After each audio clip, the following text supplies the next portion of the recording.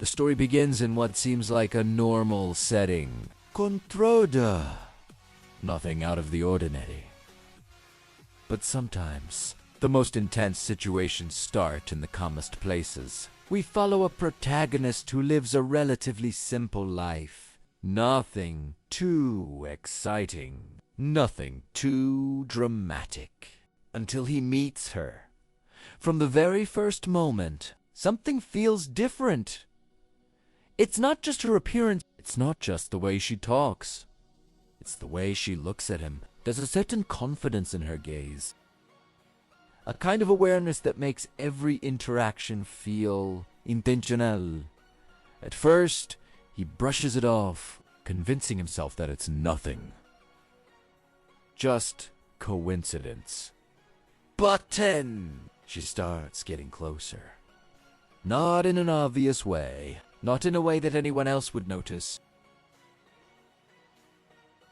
But enug. Enough to make him aware. A step closer than necessary. A pause that lasts a little too long. A look that doesn't break. And slowly, that space between them begins to disappear. As the story unfolds, we begin to see how she controls the atmosphere. Not through force. Not through words. But through presence. She creates moments. Moments where things feel just slightly out of place. Moments where silence becomes heavier than conversation. And in those moments, everything changes. The protagonist starts to feel it. That tension. That pressure. That feeling that something is about to happen, even if it never fully does. And that's what makes it so intense. Because it's not about what happens, it's about what almost happens. In episode 1, the dynamic is established. Selits Ereak. Ereak. She moves closer. She speaks in a way that feels normal, but carries something underneath. Something he can't quite explain. And that confusion begins to grow. He starts noticing details. The way she positions herself. The way she leans in just enough. The way her voice softens in certain moments. It's subtle, but impossible to ignore. There are scenes where they're alone, no distractions, no interactions. And in those moments, everything feels amplified. A small movement feels bigger. A glance feels longer. A breath feels heavier.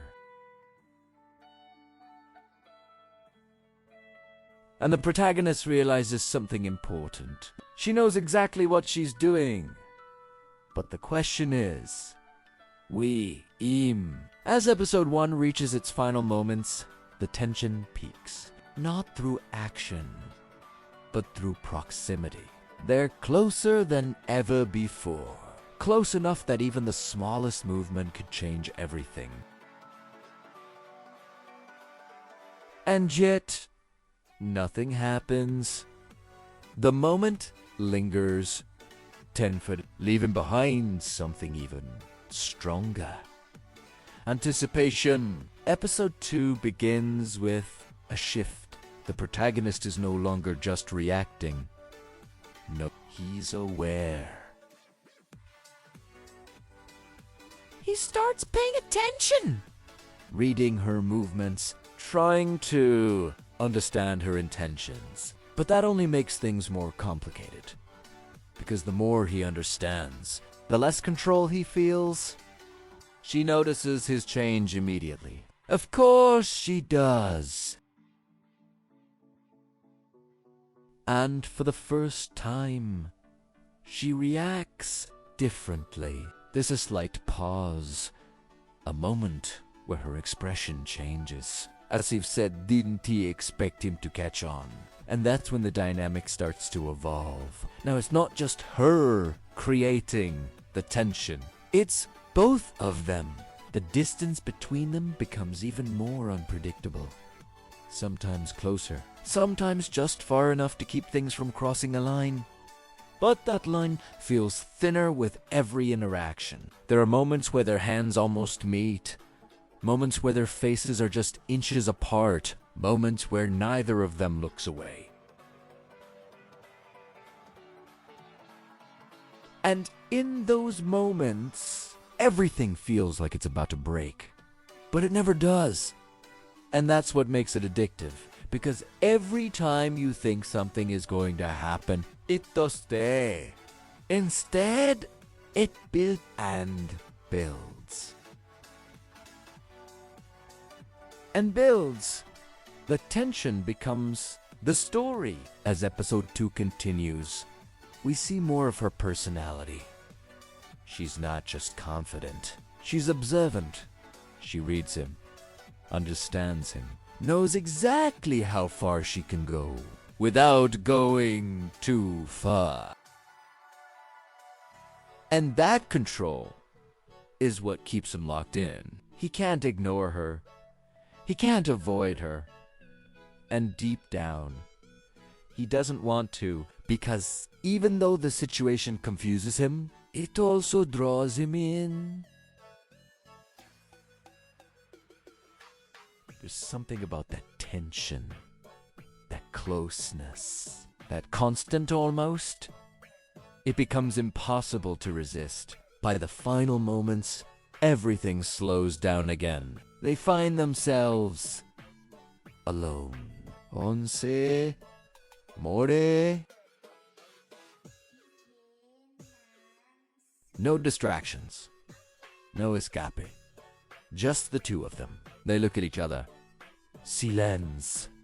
But this time, it feels different. Because now, they both understand what's happening. What's building. What could happen next? And for a moment, it feels like this is it. The moment where everything finally crosses the line. But, once again, it does stay. Instead, says Mills and steps back, leaving him there, caught between relief and something else. Something stronger. The episode ends with a realization.